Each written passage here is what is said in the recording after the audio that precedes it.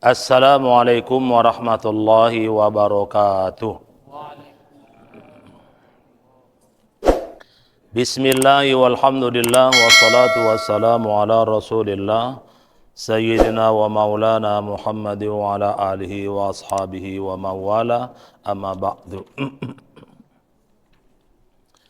Bapak Ibu hadirin dan hadiran, para orang tua kami yang mulia, jamaah yang berbahagia, bersyukur kita ke hadapan Allah dengan ucapan alhamdulillahirabbil alamin di atas semua nikmat dan karunia yang senantiasa menyertai perjalanan hidup kita hingga sampai saat ini, sehingga berbagai aktivitas di dalam kehidupan kita dapat kita lakukan, baik yang bersifat duniawi maupun yang berbentuk ukhrawi, seperti yang saat ini sedang kita jalankan. Salawat beserta salam mari sama kita hadiahkan kehadiran junjungan kita Rasulullah Muhammad sallallahu alaihi wasallam. Allahumma salli ala sayyidina Muhammad wa ala ali sayyidina Muhammad. Semoga kita semua termasuk bagian dari umatnya yang akan mendapatkan syafaat dari beliau di hari kemudian nanti. Amin ya rabbal alamin. Allahumma salli ala sayyidina Muhammad wa ala ali sayyidina Muhammad. Bapak Ibu, kita lanjutkan pembicaraan kita tentang jenis-jenis salat sunat yang pelaksanaannya tidak dianjurkan berjamaah. Terakhir kita bicarakan itu adalah mengenai salat duha, yang disebut juga dengan salat awwabin. Paling sedikit salat duha itu adalah 2 rakaat dan paling banyak 8 rakaat.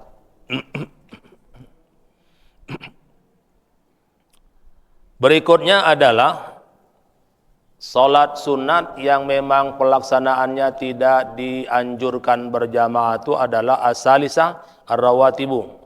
Yang ketiga, yang pertama kemarin itu adalah salat witir. Yang kedua salat duha, dan yang ketiga ini adalah salat rawatib. Wa tusammar raghaib, salat rawatib ini juga disebut dengan nama lainnya adalah salat sunat raghaib. Ya, salat sunat raghaib. Tetapi yang lazimnya itu, yang biasa kita sebut dalam keseharian kita itu adalah salat sunat rawatib. Artinya salat-salat sunat yang mengiringi pelaksanaan salat fardu yang 5, baik qobliyah maupun yang ba'diyah. Jadi semua salat sunat yang mengiringi atau yang mengikuti pelaksanaan salat fardu yang 5 waktu itu disebut namanya salat sunat rawatib. Tapi nama lainnya itu adalah salat sunat raghaib. Wahia qabliyatul maktubat wa ba'diyatwa, yaitu salat yang 5 waktu yang sebelum dan yang sesudahnya itu dikerjakan. Qabliyahnya. Wa tanqasimu ila qismaini. Tentang salat sunat rawatib, qobliyah dan ba'diyah dari pelaksanaan salat fardu yang 5 waktu itu, dia terbagi kepada 2 bagian.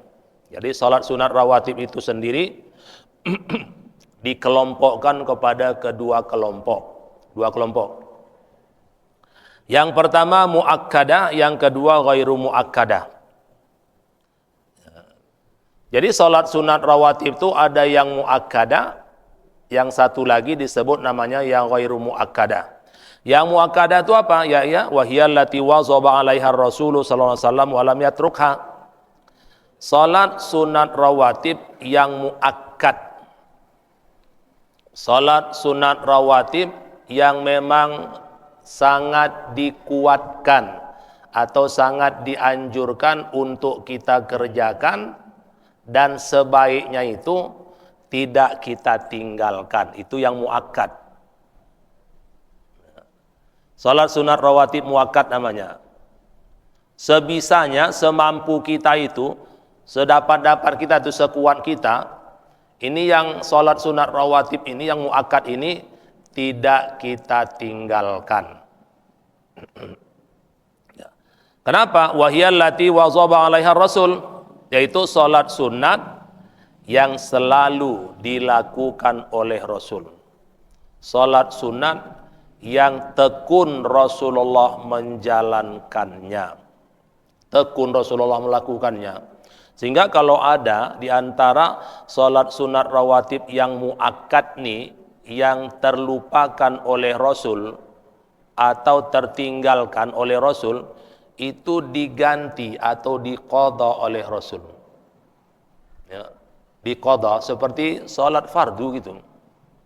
Jadi menunjukkan bahwasanya sholat sunat rawatib yang muakkad ini itu memang sangat disuruh ya. Kalau dicontohkan oleh Rasulullah adalah apa? Dipelihara oleh Rasulullah, dilakukan oleh Rasulullah, ya, ditekuni oleh Rasulullah, ya. Sehingga jika satu waktu, satu ketika ada di antara salat sunat rawatib yang muakkad itu yang terlupa Rasulullah melakukannya disebabkan ada hal-hal lain, maka itu Rasulullah mengqadhanya atau menggantinya. Walau memang tak lagi pada waktu itu. Tapi ya menunjukkan bahwa hal itu penting. Sehingga begitu pun tinggal, Rasulullah tak membiarkannya, diganti oleh Rasul sallallahu alaihi wasallam. Itu yang makanya ulama menyebutnya ini, mengkelompokkannya itu dengan salat sunat rawatib muakkad yang dianjurkan untuk dikerjakan atau dilakukan itu. Walam yatrukha, dan tidak pernah beliau meninggalkannya, la hadaran wala safaran, baik ketika tidak bepergian kemana-mana ataupun ketika bepergian. Jadi salat sunat rawatib yang muakkad ini tetap dipelihara, dijaga pelaksanaannya oleh Rasulullah ketika sedang berada di rumah, tidak melakukan perjalanan jauh, tidak melakukan musafir, atau ketika beliau pun melakukan musafir pun beliau mengerjakannya gitu. Jadi bukan hanya ketika Rasulullah itu tidak bepergian, ketika bepergian jauh pun Rasulullah tetap memelihara dan menjaga pelaksanaan salat sunat rawatib yang muakkad ini.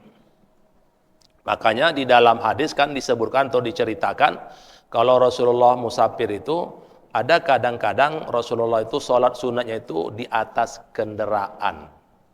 Tapi kendaraannya berupa onta gitu.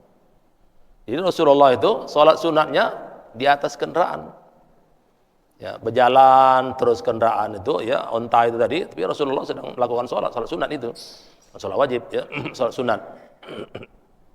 Nah, jadi salat sunat rawatib yang muakkad ini adalah salat sunat rawatib yang memang ditekuni oleh Rasulullah, tidak pernah beliau tinggalkan. Kalaupun ada terlupakan maka beliau menggantinya, baik ketika beliau itu sedang tidak bepergian kemana-mana maupun ketika beliau itu melakukan perjalanan jauh atau bepergian. Wahya asyratun, salat sunat rawatib yang muakkad ini ada 10 rakaat. Tidak banyak. Ya, salat sunat rawatib yang muakkad ini ada 10 rakaat ya, yang mengikuti salat fardu yang 5 waktu itu. Ini yang muakkad dulu ya Bapak Ibu ya. Tapi seperti yang kita ingatkan Bapak Ibu ya, waktu kita ini singkat. Jadi kalau ada sesuatu yang ingin kita diskusikan, langsung aja tunjuk tangan. Ya, waktu kita singkat. Kalau ada sesuatu yang ingin dibicarakan gitu ya, langsung aja, instruksi aja langsung, apa-apa. Ya. 10 rakaat yang muakkad nih ya Bapak Ibu ya. Rakaatani qabla subhi wa hiya afdaluha. 2 rakaat sebelum subuh. Ya, 2 rakaat sebelum subuh, dan salat sunat rawatib yang dilakukan sebelum subuh itulah yang paling utama peringkatnya. Jadi di atas dia. Nah, ya. Wahia afdaluha, dan dari yang 10 rakaat itu 2 rakaat sebelum melakukan salat fardu subuh, itulah yang afdal, itu yang paling utama. Ya. Sehingga disebutkan di dalam hadis bahwa setelah Bilal itu azan subuh, beliau memang tidak keluar dari kamarnya. Kan di antara Bapak Ibu yang udah pernah ke Madinah kan tahu ya di mana letak kuburan Rasulullah. Kuburan Rasulullah itu adalah merupakan kamarnya, kamar beliau. Dulu kalau sebelum itu kan berada di luar itu. Di luar gitu. Emperan gitu. Tapi setelah terjadi perlebaran masuk gitu. Nah, jadi yang di depan kubur Rasulullah tuh yang dikejar-kejar jamaah tuh yang namanya Raudhah, itu halamannya. Halaman apa tuh, pavilion Rasul tuh. Jadi rumah Rasul tuh berbentuk pavilion, sekarang itu menjadi kuburannya, kubur Rasulullah. Ya. Itu 3 orang situ tuh ya. Rasul, Umar sama Abu Bakar. Rasul, Abu Bakar, Umar. Sedangkan yang 2 lagi tak di situ. Maksudnya apa? Utsman dan Ali tak di situ kuburnya. Yang di situ 3 itu aja. Ya, Rasul, Abu Bakar dan Umar di situ. Itu rumah Rasul. Jadi ketika selesai muazin mengumandangkan azan, itu Rasulullah tak keluar dari kamarnya. Jadi Rasulullah itu sholat sunat qobliyah subuhnya itu di kamar ya, di rumah istilahnya gitu ya. Kalau sekarang ini di rumah, di kamar gitu. Karena setelah selesai sholat subuh itu Rasulullah masih menyempatkan diri itu untuk berbaring sebentar. Nah ini gini, yang sebelah kanan berbaring sebentar gini. Nah itu, tapi kan kita kan tak pernah kita lakukan gitu kan. Nah, Rasulullah itu kalau selesai sholat subuh itu Rasulullah berbaring miring ke kanan ya sebentar. Nah, kalau khawatir jangan dibuat itu, nanti keluar pula sesuatu yang apa yang membuat kita duduk balik, yang tak biasa kita lakukan. Rasulullah buat gitu. Nah, ya. Jadi di waktu itu misalkan kalau ada seseorang yang ingin menjumpai Rasulullah, ya, Rasulullah tak menerimanya, tak menerima tamu, maksudnya gitu ya. Nah, begitu pentingnya salat qobliyah subuh tuh, ya, sehingga di waktu itu misalkan adalah seseorang yang mendesak ingin menjumpai Rasulullah, itu tak diterima. Nah, itulah kan gitu ya. Nah, perlu kita ketahui Bapak Ibu, ketika seseorang itu ya, melakukan salat sunat qobliyah subuh tuh, gitu ya, sebelum subuh gitu ya, maka makruh hukumnya kalau melakukan salat sunat yang lain ditambah gitu ya. Nah, misalkan udah selesai azan kan salat sunat subuh gitu ya, salat sunat subuh. Habis itu misalkan apa masih ada waktu, dia tambah ya dengan salat sunat yang lain, itu namanya makruh tanzih namanya. Tak baik. Nah, itu aja lah. Nah, itu aja. Jadi sebelum salat subuh, fardu subuh itu, maka yang dianjurkan itu, diperintahkan kepada kita itu apa? Hanya melakukan salat sunat qobliyah subuh. Tapi kalau niatnya boleh aja Bapak Ibu ya, aku salat sunat subuh gitu ya, tahu saya pakai qobliyah pun tak apa-apa. Karena memang ba'diyahnya tak ada gitu. Ya. Ya.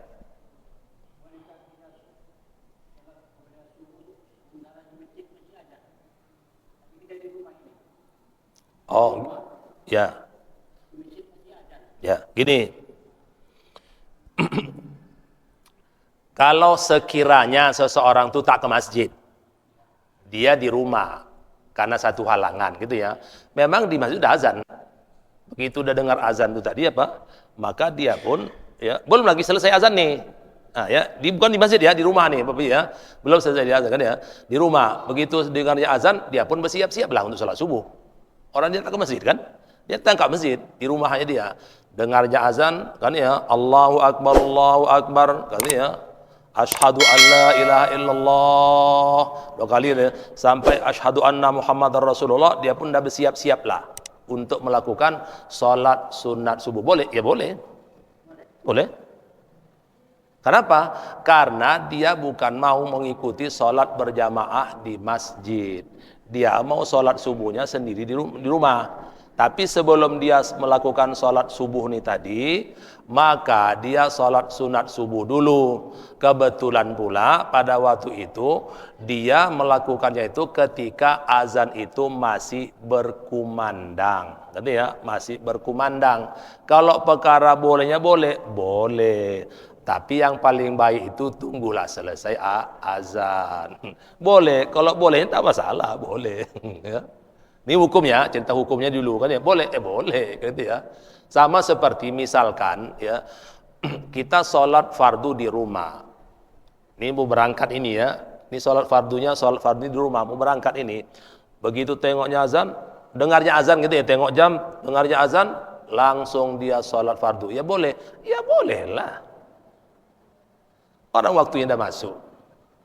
Kan waktu udah masuk kan ya. Ya.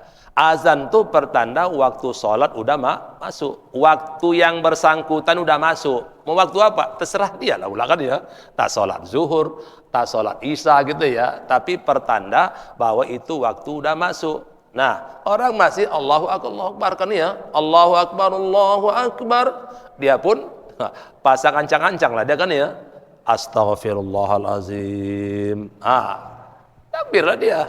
Allahu Akbar. Dia salat fardu, sedangkan di masjid masih ada azan dikumandangkan. Ya boleh, sah. Ya salah. Ya, kenapa? Karena ketika azan itu dikumandangkan berarti pertanda waktu salat yang bersangkutan sudah masuk, sudah bisa. Ya. Nah, jadi salat qabliyah boleh? Ya boleh. Walaupun kalau mana yang baik, kalau kita yang baik, tunggulah azan itu kan ya selesai kan ya. Nah, kita jawab juga lah azan yang dikumandangkan tuh Allahu Akbar, kita pun walaupun tak ke masjid Allahu Akbar, supaya kita juga mendapatkan kesunahannya. Menjawab azan itu sunnah hukumnya ya, pala wajib tidak, tapi sunnah kita kan. Baik, kita lanjut ya. 2 rakaat sebelum salat subuh itu yang paling afdal. Sebelum itu apa? Wa qabla zuhri, qabliyah zuhur. Ya, qabliyah zuhur. Wa raka'atani ba'da zuhri, 2 rakaat ba'diyah zuhur. Ya, ba'diyah zuhur. 6. Ya, udah 6. Wal maghribi, 2 rakaat ba'diyah maghrib. 2 rakaat ba'diyah maghrib yang barusan. 8. Ya. Serta wal isya 2 rakaat ba'diyah isya. Ya, 2 rakaat ba'diyah isya. Yang tak ada apa ini? Yang tak ada ini asar. Ya, yang tidak ada asar. Ya, qabliyah ba'diyahnya itu tidak termasuk bagian daripada salat sunat rawatib yang muakkad. Jadi yang muakkad itu yang pertama itu adalah apa? Qabliyah subuh. 2 rakaat sebelum subuh. Yang kedua 2 rakaat sebelum zuhur. 4. Yang ketiga 2 rakaat sesudah zuhur. 6. Ya. Artinya apa? Zuhur itu 2. Jadi qabliyah ba'diyah itu dua-duanya apa? Muakkad. Kalau yang zuhur ya sama Jumat, ya sama dengan Jumat gitu ya. Jadi Jumat pun gitu juga sama, karena Jumat itu bagian apa? Pengganti daripada sholat zuhur. Jadi untuk zuhur itu qabliyah ba'diyahnya dua-dua muakkad. 6 udah, asar tak ada, yang muakkadnya ya, yang muakkadnya tidak ada. Lalu masuk maghrib, baru ba'diyah maghrib seperti yang barusan kita kerjakan. Ba'diyah maghrib 2 rakaat itu udah 8. Ditambah nanti ba'diyah, bukan qabliyahnya, ba'diyah isya. Setelah isya 2 rakaat, itu menjadi 10 rakaat. Jadi yang 10 rakaat itu ya, itu adalah salat sunat rawatib, salat sunat yang mengiringi pelaksanaan salat fardu yang sangat dianjurkan untuk ditekuni atau untuk dilakukan, dan kalau bisa tak usahlah ditinggalkan, tidak ditinggalkan gitu, karena Rasulullah mencontohkannya begitu. Itu yang muakkadnya. Nah, sedangkan yang ghair muakkad, apa yang dimaksud dengan ghair muakkad nih? Kalau yang muakkad tadi adalah apa? salat sunat yang selalu ditekuni atau dilakukan oleh Rasulullah dan tidak pernah beliau tinggalkan. Semacam salat fardu dibuat oleh Rasulullah, sampai-sampai kalau yang muakkad nih ada yang tertinggal atau yang terlupakan, beliau lupa gitu ya. Ya, misalkan karena sibuk menerima utusan ya dari suku-suku gitu ya. Nah, setelah sholat zuhur ada suku yang mau menjumpai beliau, jadi beliau hadapi. Nah, kadang-kadang bisa aja beliau tuh lupa gitu ya. Nah, lupa untuk mengerjakan, kenapa? Terlalu lama untuk menjelaskan hal-hal yang ditanyakan oleh utusan-utusan dari suku-suku kepada beliau tersebut. Jadi sudah itu Pak, bisa aja beliau lupa.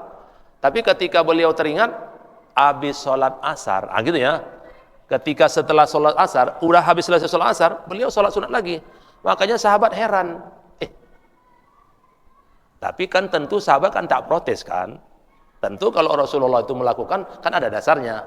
Biasanya sesudah asar tidak ada melakukan sholat sunat apapun. Tapi ini setelah sholat asar, kok beliau lakukan sholat sunat? Jadi sahabat tuh nengok aja, nggak ngikut, tidak. Karena kalau Rasulullah itu melakukan tentu ada dasarnya, tengoknya aja. Nah, setelah selesai beliau itu sholat sunat ini tadi, lalu datanglah sahabat menanyakan, itu sholat sunat apa? Yang sesudah sholat asar yang beliau lakukan itu sholat sunat apa?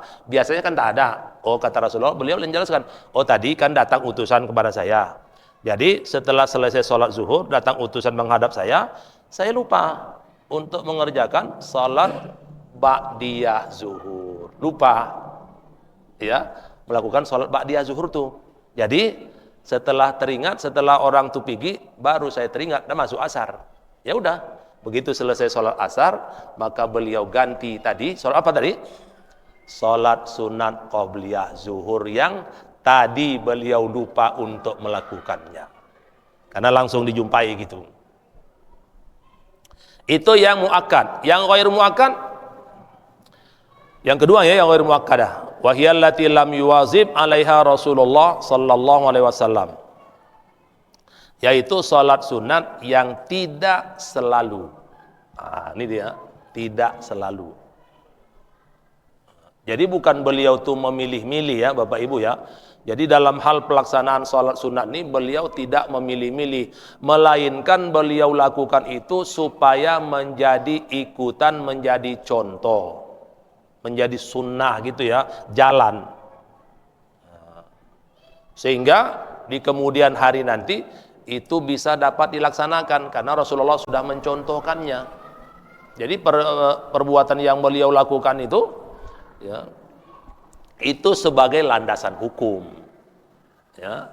Oh ini hukumnya Rasulullah pernah buat gini gitu ya. Nah, jadi yang dimaksud yang dengan sholat sunat rawatib yang ghairu muakkad nih ya, yang tidak begitu dikuatkan, maksudnya apa? Wa hiyallati lam yuwazib, yaitu sholat sunat yang tidak selalu dilakukan oleh Rasul sallallahu alaihi wasallam.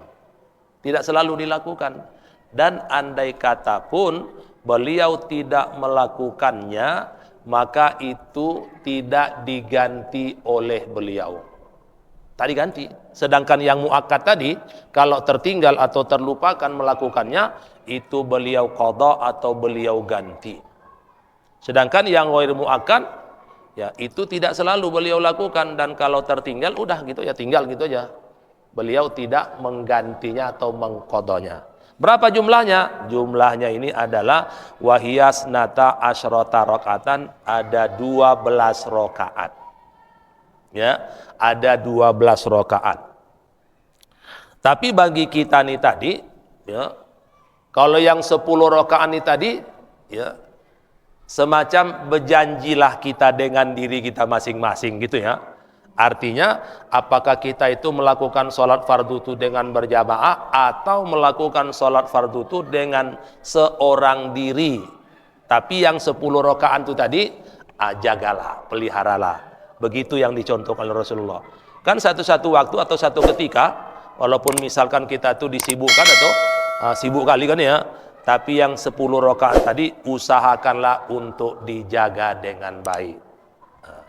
Yang 12 ini, itu yang disebut namanya ghairu muakkad. Ya, 12 rakaat semuanya jumlahnya.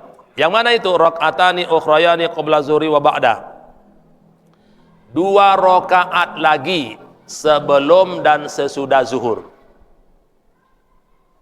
2 rakaat lagi masing-masing sebelum dan sesudah zuhur.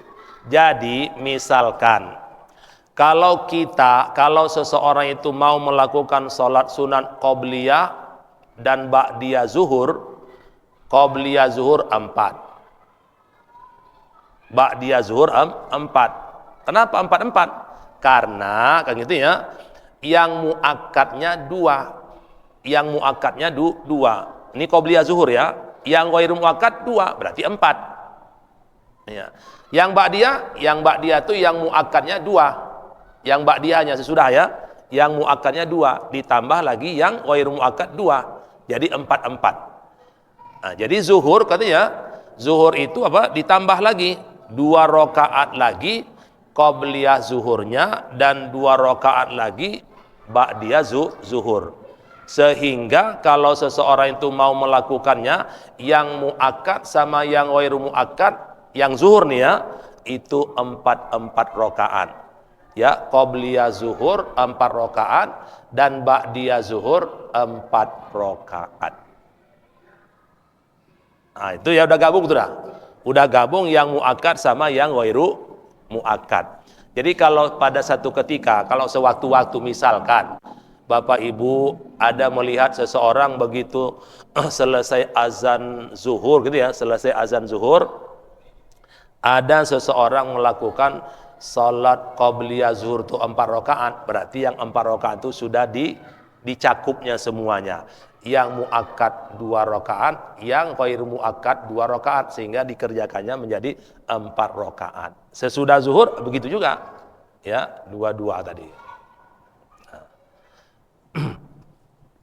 Dah, jadi udah 4 ya Bapak Ibu. Wa arba'u rakaatin qabla al-asri. Ya, 4 rakaat qobliyah asar. 4 rakaat qobliyah asar. Sebelum asar, sebelum sholat fardu asar, itu dikerjakan 4 rakaat. Tapi 4 rakaat itu hukumnya apa? Sholat sunat rawatib yang ghairu muakkad. 4 rakaat. Kalau kita berapa, Bu? 2 ya? Nah, kalau kita berapa rakaat? 2. Ya, yang dikerjakan Rasul itu berapa? 4. Ya boleh. Ya namanya juga itu mau dia kan ya semampu dia lah. Ya, yang 4 rakaat dilakukannya berapa mau dia? Yang semampu dia 2. Dia mau mengerjakan 2 ya boleh aja. Ya.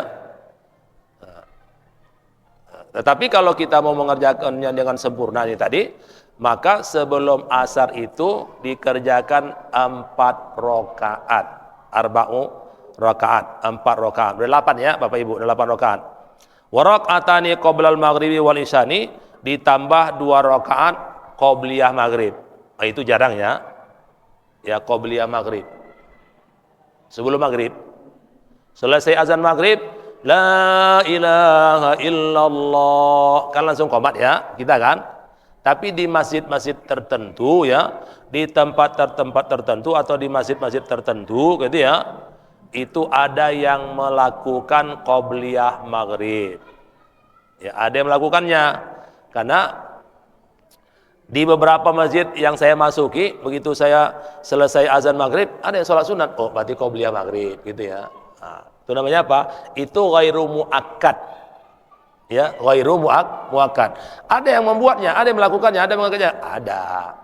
Masjid tertentu gitu ya. Kalau yang dekat ini mungkin yang biasa ya. Yang biasa itu seperti yang ini. Masjid Raya lagi ya, Masjid Raya, qobliyah maghrib. Ada yang lain ada juga masjid-masjid yang lain gitu ya. Yang melakukannya. Ditambah lagi apa? 2 rakaat qobliyah isya. Qobliyah isya 2 rakaat. Jadi yang ghairu muakkad ini tadi adalah 2 rakaat tambahan yang muakkad sebelum zuhur, 2 rakaat lagi tambahannya sesudah zuhur, 4 rakaat. Ya. Ditambah lagi 4 rakaat lagi apa? 4 rakaat lagi adalah apa? Qobliyah asar yang biasa kita lakukan 2 rakaat. Sebetulnya 4 rakaat. Qobliyah asar 4 rakaat. Bahkan ada pula yang tak melakukannya sama sekali. Ada yang tidak melakukan qobliyah asar itu sama sekali. Jangankan 4, 2 rakaat pun tak dilakukannya. Begitu selesai azan asar langsung qomat, seperti selesai seperti ketika mau melakukan sholat maghrib. Nah, ya. Selesai azan maghrib langsung qomat. Ada yang melakukannya begitu selesai azan asar dia langsung qomat. Ada. Jangankan 4, 2 pun tidak, gitu ya. Kenapa? Karena itu bagian daripada sholat sunat rawatib yang ghairu muakkad. 4. Ya, yang 4 lagi mana? Yaitu apa? Sebelum maghrib, namanya qobliyah maghrib. Ya, di tempat tertentu ada yang melakukannya, tapi di tempat kita belum, ya. Serta itu sudah 10, serta yang 2 rakaat 12 itu apa? Qobliyah isya. Nanti begitu selesai azan isya, maka kita melakukan sholat sunat namanya apa? Qobliyah isya.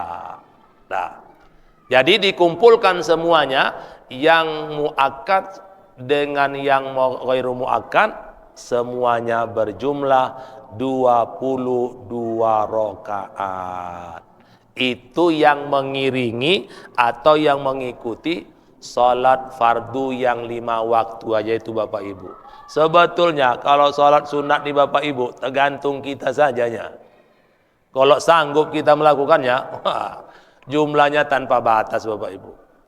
Jumlahnya tanpa batas. Nanti di ujung nanti kita akan jumpa juga apa? Salat sunat mutlak namanya kan ya. Salat sunat mutlak yang batasan rakaatnya enggak ada. Ya, batas rakaatnya enggak ada. Tapi paling sedikit 1 rakaat. 1 rakaat dia duduk at-tahiyat, ya, tahiyatul assalamualaikum, assalamualaikum. Udah. Boleh. Makruh tidak. Ya. Itu mau dia kan salat sunat. Ya, salat sunat salat sunat aja. Nah, kalau bahasanya apa? Salat sunat mutlak. Ya, sama seperti ketika kalau dalam fikih namanya apa? Air mutlak. Air mutlak itu apa? Air tok lah. Air putih aja. Ini ya. Air bening, bukan air putih ya. Kita ada biasanya nyebutnya air putih kan. Ini sebetulnya ada apa nih? Air bening kan? Oh, air putih, susu lah. Air bening kan? Ini apa nih? Ini air mutlak namanya ini. Ya, air tok. Ya, air saja. Nah, ada campurnya? Enggak ada. Nah, itu mutlak namanya. Kalau salat sunat tok aja. Nah, ya, Bapak Ibu. Salat sunat mutlak itu nanti 1 rakaat paling sedikit. Paling banyak enggak ada, terserah kita aja. Itu nanti ya. Fatluha, keutamaan salat sunat rawatib nih ya. Keutamaan salat sunat rawatib nih nah. Kalau yang harus kita jaga benar-benar tuh yang 10 rakaat tadi. Kalau yang 12 lagi rakaat lagi, kalau kita jaga bagus tadi ya. Sehingga semuanya menjadi jumlahnya 22 rakaat, itu yang mengiringi pelaksanaan salat fardu yang 5. Yang lain belum lagi yang lain gitu ya. Keutamaannya warada fi al-katsir minal hadis ya. Banyak sekali hadis-hadis tentang keutamaan bahwa salat sunat itu diantaranya sabda Nabi sallallahu alaihi wasallam. Kata Rasul sallallahu alaihi wasallam, "Lilladzi salahu murafaqatahu fil jannah." Ya. Kepada orang yang memohon agar bisa bersama beliau di surga. Ada sahabat yang meminta kepada Rasulullah semacam jaminan lah, kalau bahasa kita aja garansi lah gitu ya. Jadi sahabat ini tadi meminta garansi kepada Rasulullah agar dia bisa bersama Rasulullah di surga. Ya, bukan yang lain. Semua lama begitu kan ya. Kalau kita kan ya, kalau kita misal kamu jumpa gitu ya, kalau yang lain-lain kita nggak perlu. Yang penting ya Rasul, bagaimana saya bisa bersama Rasul di surga? Itu mintanya gitu ya. Jadi tanyanya, lilladzi sa'alahu murafaqatul. Jadi apa? Ada orang yang memohon kepada Rasulullah agar dia bisa bersama-sama beliau di surga. Faqala lahu, kata Rasulullah kepada sahabat tersebut, kata Rasul pada sahabat itu, kalau kamu mau bersama diriku di surga, kata Rasulullah, fa inni ala nafsik bikasrati sujud. Maka tolonglah diriku. Kata Rasulullah ya. Tolonglah diriku atas dirimu. Tolong aku dengan dirimu, kata Rasulullah. Itu bahasa gitu ya. Tolong aku dengan dirimu. Bagaimana caranya? Bikasrati sujud, dengan memperbanyak sujud. Ya salat sunat maksudnya. Ya. Tolong aku. Kata Rasulullah, tolong aku dengan dirimu supaya nanti kalau aku memohon kepada Allah tentang dirimu, ada pula bisa yang kau andalkan. Ya, jangan minta-minta kosong itu aja kan. Diandalkan. Misalkan kita membawa seseorang, ini misalnya kita membawa seseorang untuk menghadap, katakanlah menghadap seseorang pejabat gitu. Nah, tapi seseorang yang kita bawa nih ada sesuatu keistimewaan dia, ada kelebihan dia yang bisa kita sodorkan. Begini Pak, gini kan gitu ya. Nah, begitu maksudnya. Jadi kata Rasulullah, kalau kamu ingin bersama aku di surga, tolong aku dengan dirimu. Gimana caranya? Bikasrati sujud, dengan banyak sujud, maksudnya gitu ya. Sujud ya. Wal muradu bi kasrati sujud, yang dimaksud dengan banyak sujud ini apa? Kasratun nawafil, banyak melakukan salat sunat ya. War rawatibu minha wa min afdaliha, dan salat sunat rawatib itu adalah bagian daripada salat sunat dan yang paling afdolnya. Karena itu rutin terus kan rutin itu disilakan ya. Kalau kita melakukan sholat fardu, berarti sholat sunat itu rutinlah bisa kita lakukan terus menerus. Kalau yang lain-lain kan bisa Pak, bisa sekali-sekali gitu ya, bisa bolong-bolong. Kalau itu bisa, kenapa? Mengikuti dan mengiringi pelaksanaan sholat fardu itu tadi ya. Faidatuha, apalah faidahnya? Nah, ini faidahnya diantaranya tuh. Faidatuha pertama, annaha jawabirul lil faraid. Salat sunat itu bisa menutupi kekurangan yang terjadi saat melaksanakan salat fardu. Kita kan sadar betul nih ya, kita sadar betul di saat kita mengerjakan salat fardu itu pastilah banyak kekurangannya. Ya, udah tahu kita itu dah, kan ya. Asal kita udah mulai masuk salat fardu, mulailah fikir itu datanglah fikir itu yang macam-macam kepada kita. Kalaupun kita tak ingat, tapi dihadirkan dalam ingatan kita, sehingga ketika sebelum sholat tadi tak ingat apa-apa, begitu mulai sholat, mulailah berdatangan ingatan yang tadi tak ingat. Iya sebelum sholat, begitu sholat mulailah ingat gitu ya. Sehingga kadang-kadang kalau kita sholat sendirian, bisalah sholat itu entah berapa rakaat lah sudah kan gitu ya, lupa kita. Jadi sholat sunat itu bisa menutupi kekurangan. Itu nempel kalau bahasa kita, nutup ya, bolong-bolong sikit-sikit. Tapi jangan sampai pakaiannya yang mau ditempel itu tak ada. Ya, ada dulu pakaian itu. Jadi kalau pakaian itu bolong sikit bisa ditempel. Tapi kalau pakaian tak ada, apa mau ditempel? Gitu ya. Jadi kalau bahasa kita, apa nama itu ya? Kalau bahasa kaleng yang dipatri ya, matri sikit-sikit gitu ya, bolong-bolongnya gitu ya. Itu ya. Kurang-kurangnya sedikit gitu lah ya. Annaha jawabirul faraid, salat sunat itu bisa menutupi kekurangan yang terjadi saat melaksanakan salat fardu, itu satu. Jadi penting itu juga. Jadi setelah selesai kita melaksanakan salat fardu, kita lanjutkan dengan salat sunat. Harapannya supaya salat fardu yang kita kerjakan itu kalau adalah kekurangannya, itu bisalah tertutupi dengan salat sunat yang kita kerjakan. Walaupun salat sunat yang kita kerjakan itu juga punya kekurangan gitu ya. Sama aja. Ada juga kekurangannya, tapi tak apa kan gitu ya. Satu. Yang kedua, yanalu bihal musalli mahabbatallah. Ya. Orang yang mengerjakan salat sunat itu akan memperoleh kecintaan Allah. Ya. Karena mengerjakan sholat sunat itu Bapak Ibu, itu udah pilihan. Ya, bukan paksaan, bukan tekanan. Kalau fardu itu tekanan. Mesti kau kerjakan. Kalau tidak awas kau ya. Itu bahasa kita kan ya. Kalau tidak awas kau ya. Nah, gitu ya. Kalau salat fardu itu tekanan namanya. Kau kerjakan wajib. Kalau tak kau kerjakan, kenalah kau. Nah, ya. Tapi orang yang mengerjakan sholat sunat itu sudah kerelaan, itu sudah pilihan. Berarti dia itu menunjukkan apa? Dia memang betul-betul cinta kepada Allah. Kalau seseorang itu cinta dia kepada Allah, tentu Allah itu lebih cinta lagi kepada si hambanya.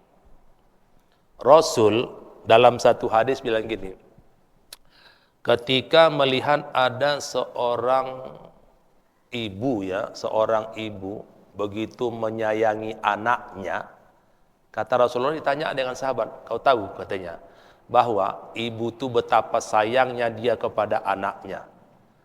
Udah bisa kau bayangkan tuh kan, seorang ibu betul sayang, begitu sayang sama anaknya. Tapi Allah lebih sayang lagi dari itu.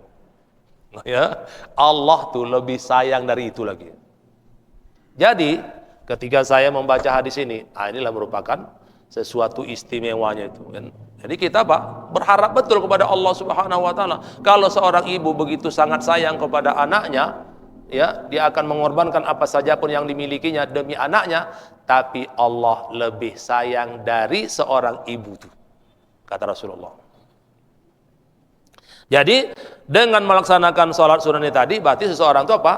Dia tidak lagi semacam menjalankan sesuatu yang bersifat tekanan atau paksaan tadi. Kalau kewajiban itu sesuatu yang memang yang wajiblah untuk kita kerjakan. Tapi kalau yang sunnah itu kan tak wajib, itu hanya pilihan. Berarti bila seseorang itu mengerjakan sholat sunat, berarti itu merupakan pilihan atas kerelaan dari dirinya yang bersangkutan. Karena itu tentu orang tersebut akan memperoleh kecintaan dari Allah Subhanahu wa taala. Fafil hadis, dalam hadis disebut ya, dalam hadis disebutkan wala yazalu abdi yataqarrabu ilayya bin nawafili hatta uhibba. Ini salah satu potongannya ya. Dan seorang hamba itu tidak henti-hentinya melakukan ibadah sunat kepadaku. Seorang hamba itu tidak henti-hentinya melakukan ibadah atau amalan sunat kepadaku sampai aku mencintainya. Kata Allah di dalam hadis qudsi seperti yang disampaikan oleh Rasulullah. Jadi amalan sunat apapun yang dilakukan oleh seseorang yang tidak putus-putus, yang tidak henti-hentinya, semacam itu menjadi wirid ya, menjadi kebiasaan dalam hidupnya, itu amalan sunnahnya. Walaupun bisa jadi amalan-amalan sunnah itu merupakan perkataan atau bacaan-bacaan yang enteng saja ya. Tapi tidak henti-hentinya seseorang itu melakukan ibadah sunnah atau amalan sunnah padaku sampai aku mencintai seseorang yang melakukan amalan-amal sunnah itu. Kata Allah yang seperti disampaikan oleh Rasul sallallahu alaihi wasallam. Jadi Bapak Ibu, inilah dua faidah atau dua manfaat daripada salat sunat rawatib yang memang dianjurkan kepada kita untuk dipelihara dengan baik. Karena salat sunat rawatib itu bagian dari sekian banyak salat sunat yang lain yang bisa kita lakukan dalam perjalanan hidup kita. Baik Bapak Ibu, ini saja kajian kita pada malam hari ini. Mudah-mudahan bermanfaat. Tapi yang 10 rakaat tadi usahakan kita untuk menjaganya, sedangkan yang 12 lagi itu terpulang kepada kita lah. Ya, kalau bisa kita jaga, kita pelihara dengan baik, bagus. Tetapi apabila satu-satunya pun ya terlewatkan itu, maka itu adalah berusaha kita untuk menjaga yang bisa kita jaga, yang bisa kita kerjakan atau yang bisa kita lakukan dalam perjalanan kehidupan kita, karena itu yang bisa kita buat, yang bisa kita bawa, yang bisa kita lakukan nanti ke hadapan Allah, nanti kita bisa mempersembahkannya atau ya katakannya menghunjukkannya, inilah ya Allah yang bisa ku buat. Ya, yang lain tak ada gitu ya. Kira-kira gitu Bapak Ibu. Demikian kajian kita, mudah-mudahan bermanfaat. Silakan.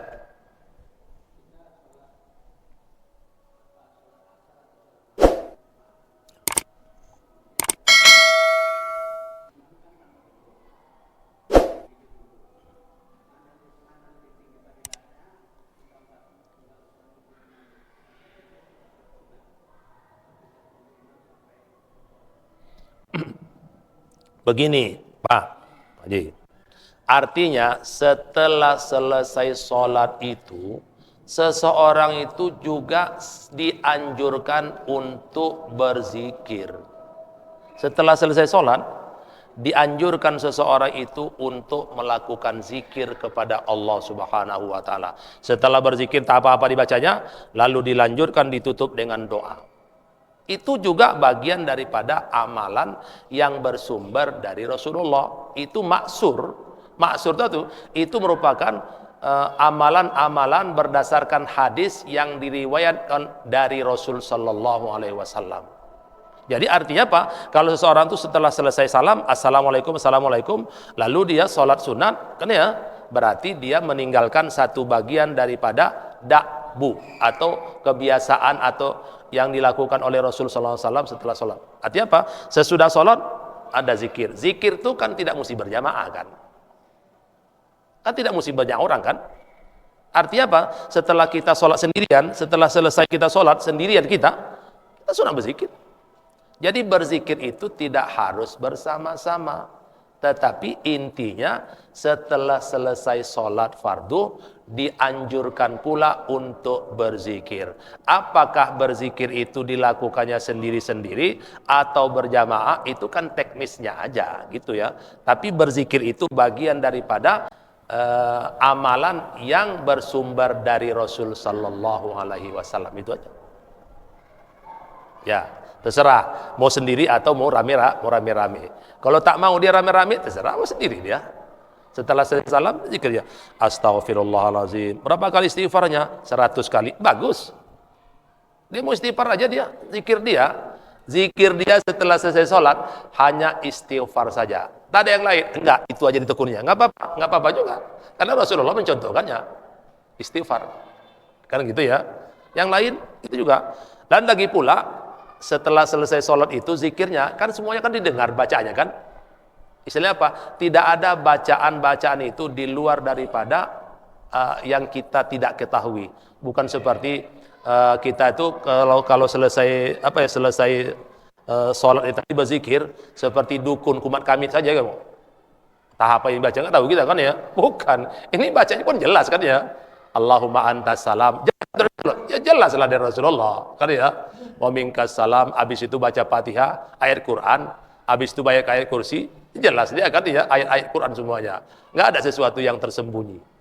Ya, jadi zikir sesudah sholat itu bagian terpenting juga yang bersumber dari amalan Rasul sallallahu alaihi wasallam. Maksur itu. Ya, demikian. Bismillahirrahmanirrahim. Alhamdulillahirabbil alamin wassalatu wassalamu ala asyrafil anbiya'i wal mursalin sayyidina wa maulana Muhammad wa ala alihi wa sahbihi ajmain. Allahumma alimna ma jahilna wa dhakkirna ma nasina wa fa'na bima 'allamtana wa alhiqna bis salihin bi rahmatika ya arhamar rahimin. Allahumma anzilir rahmah was sihhata was salamata wan ni'mata wal maghfirata lana wa bil khusus li ali hadhil jamaah. Rabbana atina fid dunya hasanah wa fil akhirati hasanah wa qina adzaban nar wa sallallahu ala sayyidina Muhammad walhamdulillahi rabbil alamin. Assalamualaikum warahmatullahi wabarakatuh.